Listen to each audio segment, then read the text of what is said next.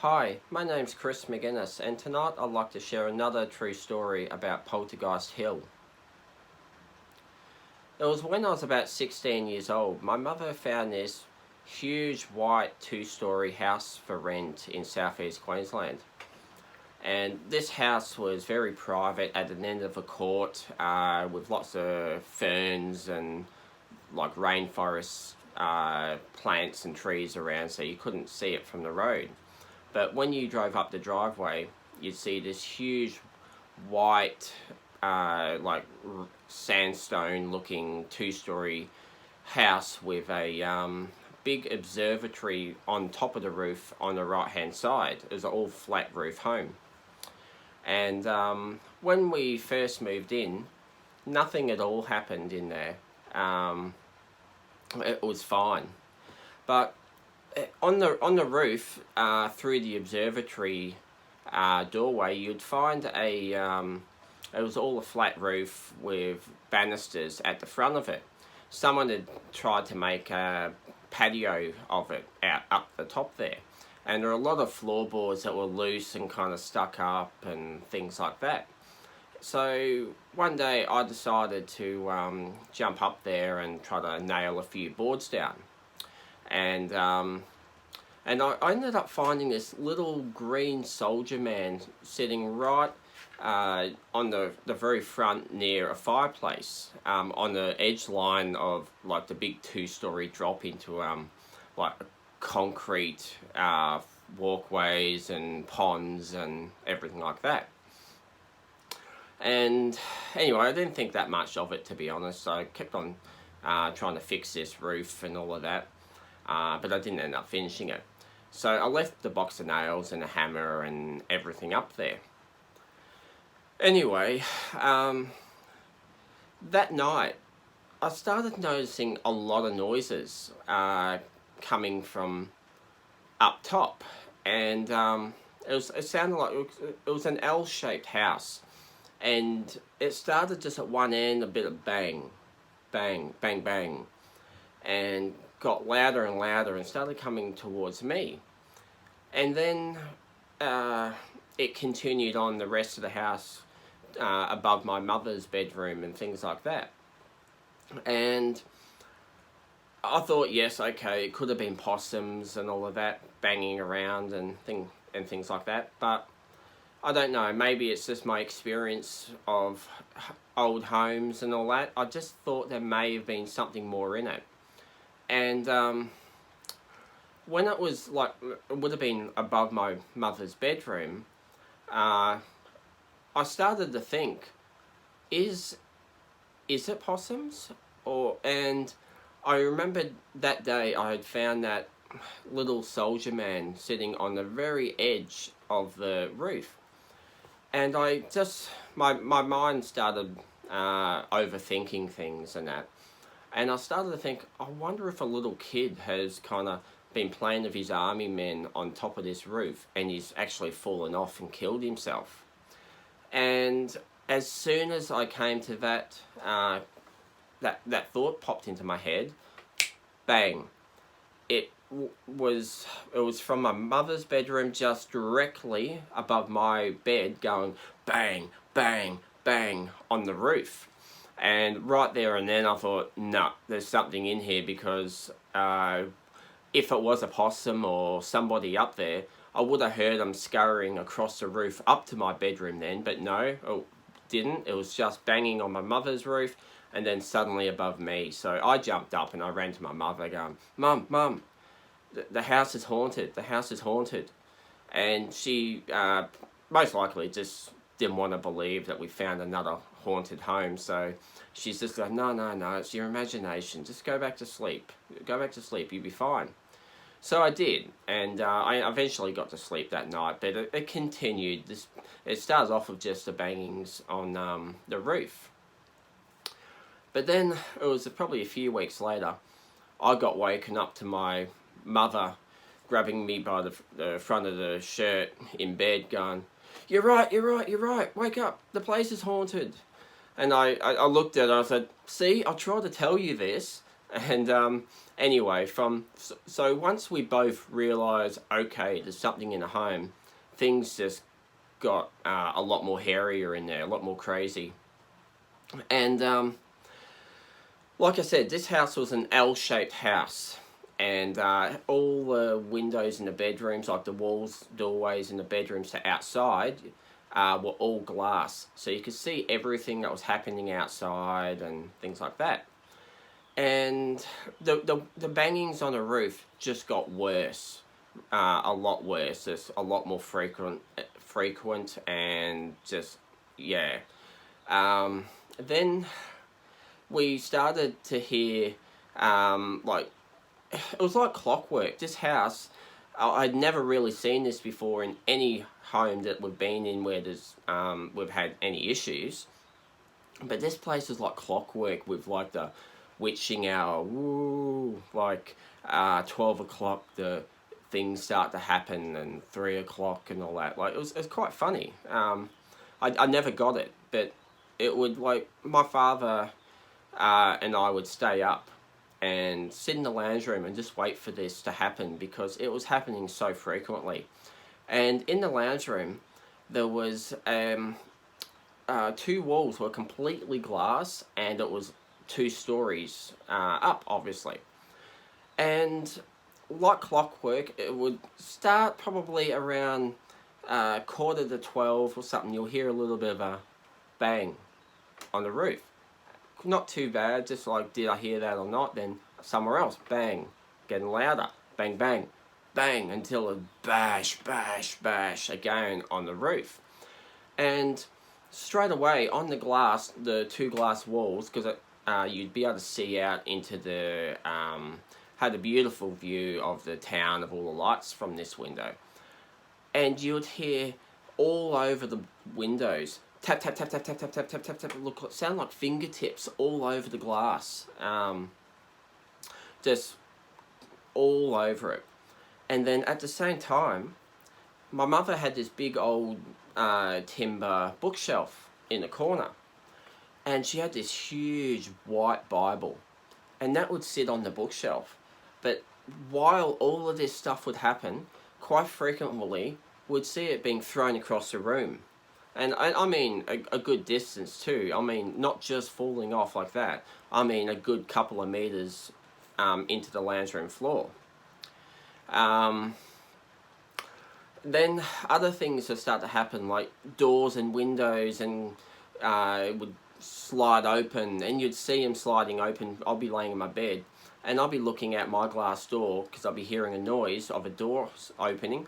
And because it was the L-shaped house with the glass windows, I could see in the moonlight straight across to the other corner of the house. And you'll see just a big white door sliding in, going bang, bang, bang, bang, bang, bang, all by itself. And cupboard doors that open and shut and things like that.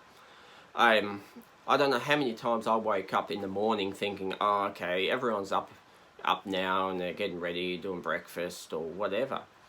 And I remember one morning I woke up early hours and I heard this, and I thought, oh yeah, they're getting ready for brekkie. So I ended up getting up and going out to them. And suddenly I realised, oh, I'm the only one in the house. They all went down to the local markets that day. So like, oh, gee, thanks for leaving me here with it. Anyway, and because there was so much activity on the roof, the bashing and crashing, my father and I had this big brainstorm that would get a disposable camera and would shoot up on the roof while all this is happening. Just see if we could get photos, so do random photos everywhere. And we went up into the observatory, and my father said, look, just stay here. I don't want you out there, because this thing, because obviously I was the main one picking it up. He said, I don't want this thing to scare you off the roof of the house and kill you. So maybe just stay here and I'll take photos. So he did all that. He went up onto the roof. I was watching him from the window of the observatory, and he's taking photos all over the place. And anyway, so he went and got them developed and brought them back. And, gee, thanks, Dad. Out of all the photos he took, there was nothing outside. But there was something huge, like really wide, towered over top of me, of this just dark shadow of a person standing right beside me in the observatory. It wasn't outside the observatory because you could see the window frames had nothing in front of them. It was right beside me. And I'm like, gee, yeah, thanks for that, Dad. Leave me up there with it.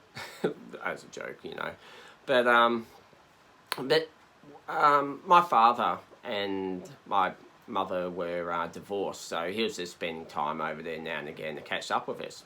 So she knew this ex-priest that came out, like he'd been coming over a few times, so he did a bit of a walk around this place and tried to see what he could pick up.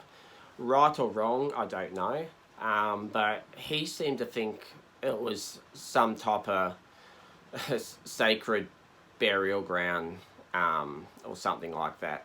I don't, like I said, I don't know if that's true or not, and it sounds very movie when you say it like that, I feel. But that's what he was picking up. But he couldn't really move anything on out of the place or anything like that. He just gave us a bit of an idea what it he felt it could be. The lights would go on and off by themselves in this room, in this house. In my bedroom, I had a radio, and once it turned on by itself while I was sleeping at night, I remember. And talking about radios, in this observatory up at the back of this L-shaped house, there was a staircase on the outside, on the opposite side of the wall going up into this place, but it also had this real old rickety ladder that would go from the bottom room. It's almost just like a storage room. That would go up into the observatory. And being 16, I decided to make that my own little crib, my own lounge room, just so I could chill. So I got a few odds and ends in there and a radio and things like that. And I had this real bad tendency of leaving the radio running. And I don't know how many times this happened. There's two things I don't get why I was doing it, but I'd forget the radio on, and then it seemed extra louder. I don't know if the volume was really turned up, but it seemed extra louder at night, which everything's quiet, makes sense, I know. But the part that doesn't make sense is what I used to put it down to, is it sounded like it went to funeral music. Every single time I would forget it on, I'd have it on like the B105, whoever, playing just typical rock music.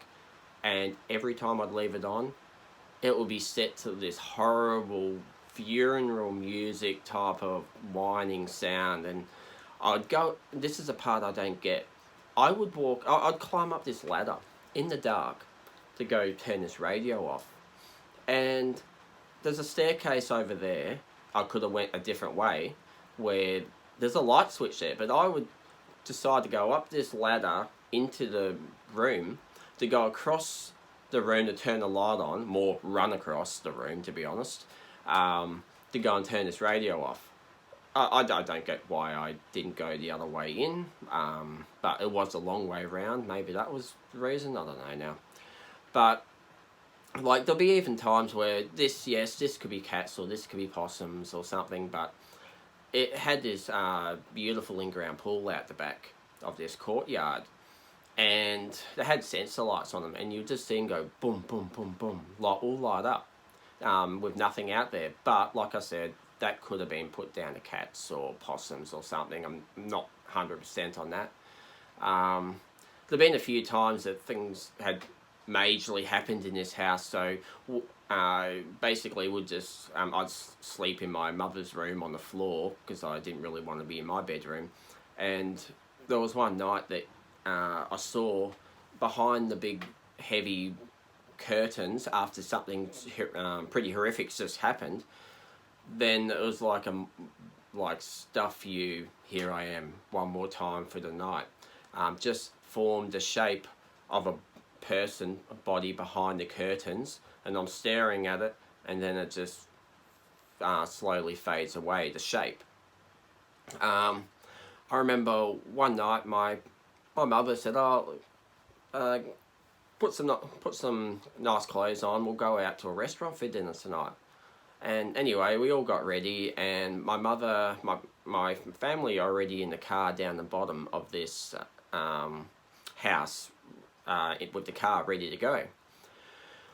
And I had this big internal staircase, like small L-shaped staircase that went down. And it was probably only about 2.5 meters to the front door from the bottom of the staircase. And it was all after dark by this stage, and had a big glass door with glass panels in it, and the moonlight was shining through. But the problem with this door is it was just a deadlock, so no handles or anything like that, and my mother had a big bunch of keys. And you had to turn off the lights from upstairs. There were no light switches downstairs for any of this. So I'm a bit nervous, obviously. I've got the key ready upstairs, so I could just open the door. And I turned off all the lights. I quickly went down the staircase, and I'm just about to put the key in the door, and I hear running down this staircase at me, and I absolutely friggin' packed it. It was, like I said, it was a very short top of staircase, so it wasn't a long stretched out staircase, it was a short one. And in the dark behind me, I heard this real bang, bang, bang, bang, bang of this timber staircase as something's running all the way down at me, and I've packed it. And I went to put the key in, and I've dropped the keys, and like I said, there was a big bunch of keys, and I'm there frantically in the moonlight trying to find the right key, and I'm like, oh, and I'm looking back behind me, and I freaking stick this key in the door, and I'm like, yes, it turned the lock, and I've reefed the door open, and I've ran out the front door, and I kind of decided to go a bit of a shortcut, and I freaking half fell in the pond and got a wet sock out of it. And I ran to the car and said to my mother, "You can go back and shut that bloody door. I'm not freaking doing it." Freaking the thing freaking chased me down the stairs. The brave man I was. But like, and getting back to previous part of this story is, I was upstairs trying to fix the roof, like the patio up there, so you could use it a bit better. And I left my box of nails and my hammer up there. This thing would, through the day, would continuously throw nails at me. I might be 16 years old. I had my project car out there, an old XB Falcon V8. I was trying to clean up for when I had my learners, just for when I got my license. I was cleaning it up. I might be working on that or doing something else around the place. And these friggin' like probably an inch long nails. It didn't matter what side of the house I was on. I could be near the pool area, which is a good 25 metre long home or whatever, maybe. So it didn't matter where I was standing in this place.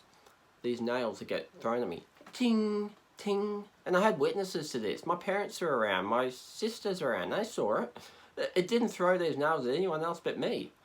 And the whole roof, like I said, was flat. It was just like a trim deck style one, so you've got the ridges in it, if you know what I mean.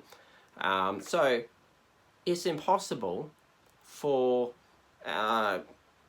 nails to roll off a house roof like that. And how did they get out of the box? That's my other question. So obviously it was throwing them at me, and like I said, it didn't matter where I went, this thing would be throwing nails left, right, centre at me. I kind of found it a bit amusing, but my father ended up going up there and getting the hammer and the nails in case it was the hammer that came down at my head one day. And this thing was such a trickster. It just like playing jokes and, well, I don't know if it was jokes, but just trying to get a riser out of us. Like a movie came on the TV one night. It was called, if anyone remembers it, Ghost in the Machine. Anyway, I'm not even sure exactly what that movie is about, except, yeah, obviously someone dies and ends up in a machine somehow. But then this thing would play, in the movie, it was obviously, because it's a ghost in the machine, it would play with electricals and lights and all this stuff. And yeah, and that's more so where that night really started playing havoc with my bedroom light, continuously turning on and off, on and off, on and off. And I'm like, jeez, we don't need to give this freaking thing more ideas. Like, it's just crazy. Um, yeah, so I was 16 years old. I was almost ready to, like, I had my car, but it's never my learner. I just had my learner, so I couldn't really drive anywhere by myself. But there was so many times that I just, again, just like one of my previous stories when I was 10 years old, I felt sick in the guts and isolated and just wanted out. I wanted to get the hell out of this place, but I was kind of trapped. I couldn't go anywhere, even though I had my own car. Um, but yeah, I don't know what it is. I don't know. People have said poltergeist, but I don't know. There's so many people. Certain people call poltergeist so many different things. Like some people think it's energy left over from teenagers and things like that, that are making things move and all of that. And some people think that yes, they are spirits around the place that are quite that wreak havoc around homes. I don't know. I'm not sure. Like, okay, if it was a teenager thing, that would have been me, you know. But all I know is, okay, if it was me, why was the unit complex I was living in just before that house fine? No issues at all, surprisingly. A house that I'm in that doesn't have problems, but there was nothing. And then after we finally moved out of this house, nothing. Nothing at all. But so that's why I'm a little bit skeptic of poltergeist in a way of being a teenage energy thing or whatever like that. I don't know.